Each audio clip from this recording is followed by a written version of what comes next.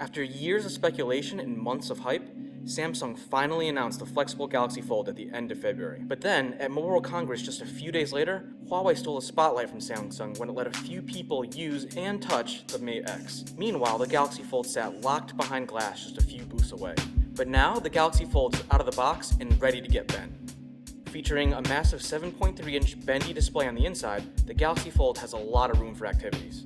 At the same time, it also represents a completely different approach to foldable phone design than the Huawei Mate X. Unlike the Mate X, the big screen on the Galaxy Fold bends inwards instead of outwards.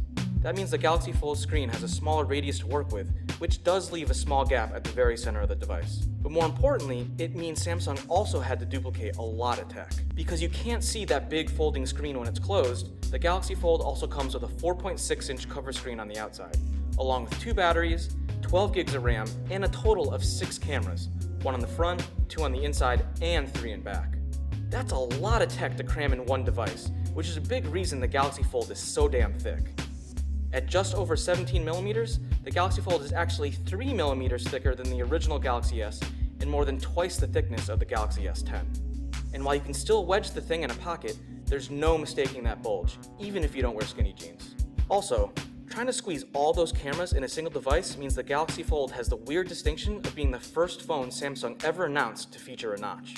Still, there's no denying the Fold is slick as hell. The phone's hinge feels incredibly sturdy, and when you close it, you get the most satisfying snap. The screen is also bright and colorful, like you'd expect from a premium Galaxy device. And while there are a few hitches with Samsung's app continuity when switching between screens, the whole process generally feels smoother than expected. The Galaxy Fold even has Qi wireless charging with PowerShare tech, so you can share excess juice with other devices. That said, at least initially, the Galaxy Fold's biggest issue seems to be the size of its cover screen. To me, 4.7 inches just feels a bit too small. That's the same size screen as what you got on an iPhone 6, and smaller than what Samsung put on the original Galaxy Note. But what's really annoying is all that extra bezel surrounding the cover screen. For years, phone makers have been trying to slim down bezels, and the appearance of the Galaxy Fold's cover screen just seems like a step in the opposite direction. Okay, so what about that crease? When the screen is off, it's super easy to see a line running down the middle of the Galaxy Fold's display. But when it's on, the crease is way less noticeable, which is probably a huge relief for anyone even considering the Galaxy Fold's $1,980 asking price. The bigger question though is how well that flexible screen will hold up after hundreds or even thousands of folds.